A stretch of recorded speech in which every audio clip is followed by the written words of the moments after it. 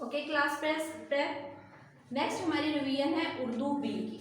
ठीक है, उर्दू बी में आज हम रिवाइज करेंगे अल्फाज बनाने। ठीक है, हम जो डेली रिवीजन करते हैं वो होमवर्क आप नहीं किया करें, वो जस्ट आपने टेस्ट रिवाइज करना है और नेक्स्ट डे आपने टेस्ट हमें डन करके स्कूल में सबमिट करवाना है। ठीक है, बहुत से ऐसे बच्चे हैं जो यही काम होमवर्क करके भेज देते हैं। ठीक है, आपने ये होमवर्क नहीं करना है, ये हमारी ऑलरेडी रिवीजन हो चुकी है और इसका टेस्ट भी हो चुका है। ठीक है, ये जस्ट आपकी अच्छी तैयारी के लिए हम दोबारा रिवाइज करवा रहे हैं। ओके, अल्फाज बनाएं।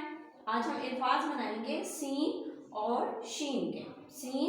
सीन अलिफ सा गाफ साक। ओके, सीन जबर बे सब, सीन पेश नून सुन, सीन वाव सो। नेक्स्ट है शीन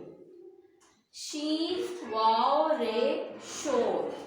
ओके, शीन अलिफ शाह नून शान, शीन वाव काफ शोक, शीन अलिफ शाह मीम शान। ओके, ये क्लास में हमने बहुत अच्छे तरीके से डिस्कस किया था। आपने इनकी जोड़ के साथ आपने इनकी तैयारी करनी है। ठीक है, जब तक आप जोड़ नहीं करेंगे आपकी मिस्टेक्स होंगी। जब आप जोड़ के साथ एक एक अल्फाज लिखेंगे तो आपकी मिस्टेक नहीं होगी। जैसे साग है तो आप साग ऐसे ही राइट कर देंगे तो आपकी मिस्टेक होगी।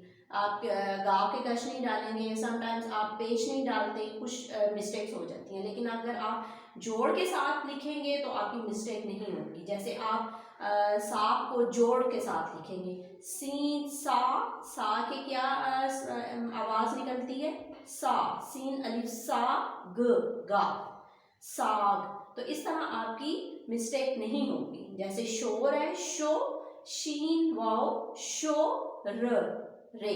ठीक है, आपके ज़बान से मुंह से जो भी आवाज़ निकलेगी आपने वही अल्फाज लिखने हैं। ठीक है, आप वही वैसे ही जिसकी आवाज़ आपके मुंह से निकलेगी आप वो अल्फाज लिखेंगे तो आपकी मिस्टेक्स नहीं होगी। ठीक है, आपने जोड़ के साथ ये लर्न करने हैं और जोड़ के साथ आपने इनकी लिखने की प्रैक्टिस करनी है तो इंशाल्लाह आपकी बहुत अच्छी तैयारी हो जाएगी। ठीक है, ये उर्दू बी की रिवीजन है, आपने होमवर्क नहीं करना।